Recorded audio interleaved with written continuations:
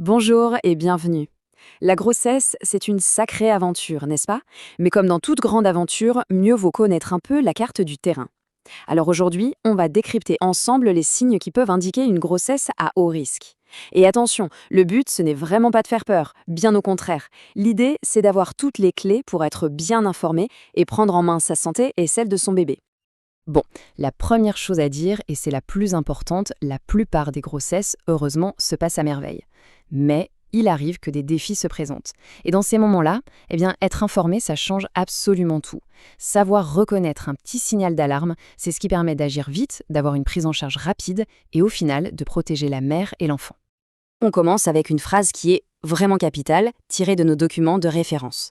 Le message, il ne peut pas être plus clair. Le moindre saignement pendant la grossesse, même quelques gouttes, ce n'est pas normal.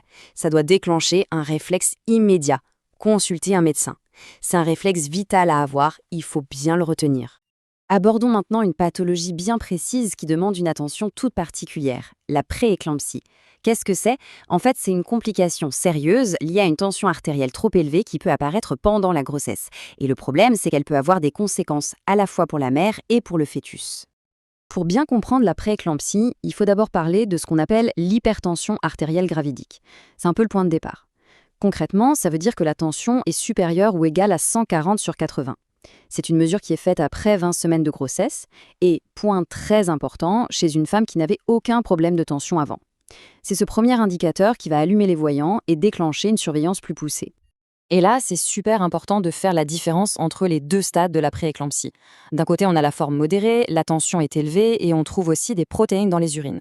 Mais de l'autre, il y a la forme sévère. Et là, c'est une autre histoire. La tension grimpe en flèche, au-delà de 170 sur 110, et surtout, d'autres symptômes bien plus inquiétants apparaissent. On va voir ça tout de suite. Voilà les signes qui ne doivent jamais être pris à la légère. Des maux de tête très forts, qui ne passent pas. Des troubles de la vue, comme des petites mouches qui volent devant les yeux. Une douleur juste en haut du ventre, comme une barre. Ou encore de fortes nausées et des vomissements.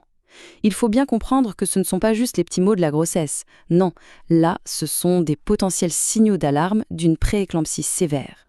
Pourquoi c'est si important de réagir vite? Parce que les risques pour la mère sont bien réels et sérieux. On parle d'éclampsie, avec des convulsions, ou du HELP syndrome, une atteinte très grave du foie et du sang. Il peut aussi y avoir un décollement du placenta ou des problèmes aux reins. On comprend tout de suite pourquoi le dépistage précoce est absolument vital. Et pour le bébé, malheureusement, les conséquences peuvent aussi être lourdes. En fait, la circulation sanguine dans le placenta se fait mal. Du coup, ça peut causer un retard de croissance, un manque de liquide amniotique, et dans les cas les plus dramatiques, des anomalies cardiaques ou même le décès. C'est vraiment une course contre la montre qui s'engage pour protéger ces deux vies. Allez, on change de sujet pour aborder un autre risque majeur, la menace d'accouchement prématuré. Qu'est-ce que ça veut dire exactement? C'est tout simplement un risque que l'accouchement se déclenche trop tôt. Et par trop tôt, on entend entre la 22e et la 37e semaine, donc bien avant le terme normal. Mais alors, d'où ça vient? Quelles sont les causes les plus courantes? Eh bien, en tête de liste, on trouve les grossesses multiples. Quand on attend des jumeaux ou plus, le risque augmente.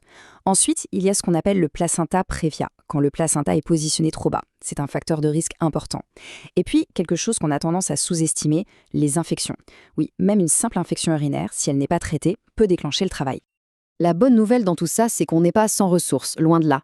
La médecine prénatale a des outils super efficaces pour anticiper, les dépistages. Leur but, c'est d'identifier un problème potentiel bien avant qu'il ne devienne critique.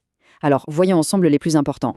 Le diabète gestationnel, par exemple, c'est un grand classique. En gros, c'est un diabète qui apparaît uniquement pendant la grossesse et qui fait monter le taux de sucre dans le sang. Alors pourquoi on le dépiste? Parce que s'il n'est pas bien géré, le bébé peut devenir trop gros, par exemple, ce qui, on s'en doute, pour rendre l'accouchement plus compliqué. Ici, on a une autre recommandation qui est martelée dans les sources, le dépistage de l'anémie, autrement dit le manque de fer. Et ce n'est pas juste une bonne idée, c'est une nécessité. À chaque consultation prénatale, on doit vérifier ça. Pourquoi? Parce qu'une anémie qui n'est pas prise en charge, c'est une fatigue immense pour la mère et ça peut aussi amener d'autres complications. Le facteur Rhésus, ça dit quelque chose à tout le monde, mais sait-on vraiment ce que c'est? Cette question nous amène à parler de l'incompatibilité Rhésus. Et ça, c'est l'exemple parfait d'un risque qui était autrefois gravissime et qui aujourd'hui est maîtrisé à quasi 100% grâce au dépistage systématique. Une vraie victoire. Alors, comment ça marche cette histoire de Rhésus? C'est assez simple. Imaginez, une mère est Rhésus négatif, mais son bébé est Rhésus positif. Le corps de la mère peut voir le sang du bébé comme un étranger et fabriquer des anticorps pour l'attaquer.